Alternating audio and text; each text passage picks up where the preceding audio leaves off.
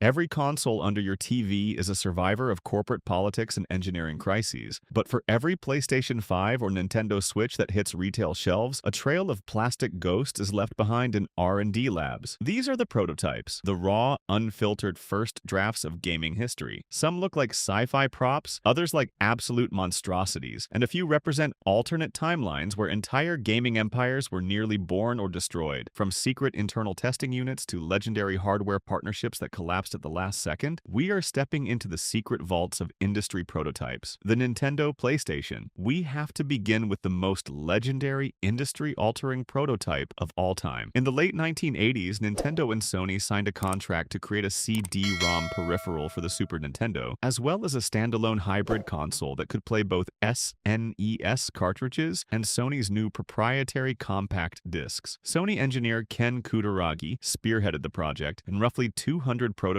units of the PlayStation were manufactured. The design featured a sleek off-white shell with a SNES slot on top, a CD tray on the front, and a controller that looked identical to a Super Nintendo gamepad, but with Sony branding. Then came the 1991 Consumer Electronics Show. In a move of staggering corporate betrayal, Nintendo publicly announced they were ditching Sony in favor of a partnership with Philips. Furious, Sony ordered all 200 prototypes to be destroyed, except one executive kept his unit. Decades later, it was discovered in a basement and sold at auction for $360,000. This single, functional piece of plastic is the literal pivot point of gaming history, the moment a spurned Sony decided to build their own console, giving birth to the PlayStation brand we know today. Sega Pluto. Sega is famous for its chaotic hardware history, but the Sega Pluto represents a massive what-if at the end of the 32-bit era. In the mid-1990s, the Sega Saturn was struggling against the original PlayStation. In a desperate bid to future-proof the hardware, Sega engineers built a prototype known internally as the Pluto. Only 2 units are known to exist in the world. The Pluto is essentially a Sega Saturn, but it is housed in a massive, elongated black shell that resembles a heavy-duty audio amplifier. The defining feature of this prototype was a built-in Netlink dial-up modem, which would have allowed players to connect to the internet right out of the box for online gaming and web browsing. Sega ultimately decided that launching another expensive variant of a failing console was financial suicide, so the Pluto was canceled before it was ever announced. One of the prototypes was famously bought at a flea market for just $1 by someone who had no idea they were holding a priceless piece of Sega lore. Atari Jaguar Duo. The Atari Jaguar was marketed as the world's first 64-bit console, but it was a commercial disaster. In an attempt to salvage the brand and compete with the rising popularity of CD-ROMs, Atari designed the Jaguar CD attachment, which famously looked like a toilet bowl sitting on top of the console. Knowing this setup was hideous and unreliable, Atari began developing a unified prototype called the Jaguar Duo. The Jaguar Duo combined the cartridge-based Jaguar and the CD drive into a single massive curved console shell. It looked incredibly sleek and futuristic for the mid-90s, mimicking the aesthetic of high-end sports cars. However, Atari's financial situation disintegrated so rapidly that they couldn't afford to mass-produce the custom plastics or the unified motherboards. The prototype never made it past the tooling stage, leaving behind only a few hollow plastic shells that collectors chase to this day as a monument to Atari's final, desperate breath in the hardware market. Microsoft Xbox X. Alpha. Before Microsoft conquered the living room with the Xbox, they were completely terrified that Sony's PlayStation 2 would turn TVs into entertainment hubs and kill the home computer market. To fight back, a small team of engineers pitched an idea to Bill Gates: build a console that ran on a modified version of Windows and DirectX architecture. The earliest prototypes for this machine were known as the Alpha units, and they are visually stunning. Instead of the black brick we eventually received in 2001, the Xbox Alpha prototype was a literal, giant, solid aluminum X. It looked like something forged in a sci-fi alien shipyard. In the center of the giant cross was a glowing green jewel, and the CD tray slid out of one of the heavy metal legs. Microsoft actually used these massive, incredibly expensive aluminum prototypes during their initial presentation at GDC 2000 to show off the raw power of the hardware. Because the metal chassis cost thousands of dollars to machine, they switched to traditional plastic for the final commercial release, but the X prototype remains a masterpiece of industrial design. Project Reality. Nintendo 64. When Nintendo first announced their successor to the SNES, they didn't call it the Nintendo 64. They partnered with Silicon Graphics to create a high-end 3D powerhouse codenamed Project Reality, later revealed to the public as the Ultra 64. The early prototypes shown in promotional materials and developer kits looked wildly different from the charcoal gray console console we grew up with. The Ultra 64 prototype featured a much sharper, aggressively angular design. It lacked the rounded ridges of the final N64 and featured a unique wedge-shaped front panel. More importantly, the prototype controller was a massive, clunky, geometric rectangle that looked like a futuristic brick, far detached from the iconic, three-pronged Trident gamepad we eventually received. Nintendo altered the design to make it more kid-friendly and ergonomically comfortable, dropping the Ultra trademark at the last second due to international copyright conflicts. Sony PlayStation 3 Boomerang. When Sony officially unveiled the PlayStation 3 at E3 2005, the console itself looked mostly complete, but the prototype controller they showcased sent shockwaves of confusion through the gaming community. It was instantly dubbed the Boomerang, or the banana controller. Moving away from the iconic DualShock design that had defined 2 generations of PlayStation, this prototype gamepad was an aggressive, ultra-wide silver arc. The handles curved inward so sharply that the controller formed a literal crescent moon shape. Sony claimed it was designed for maximum ergonomic comfort during the long play sessions, but the internet ruthlessly mocked it. Players pointed out that it looked impossible to hold comfortably and that hitting the D-pad buttons would require bizarre thumb contortions. Realizing they had a PR disaster on their hands, Sony quietly abandoned the prototype and reverted to the classic DualShock shape for the PS3's actual launch. Panasonic M2. The 3DO interactive multiplayer was an expensive failure, but its creators wanted a second chance. Trip Hawkins sold the technology for the 3DO's successor to Panasonic for $100 million.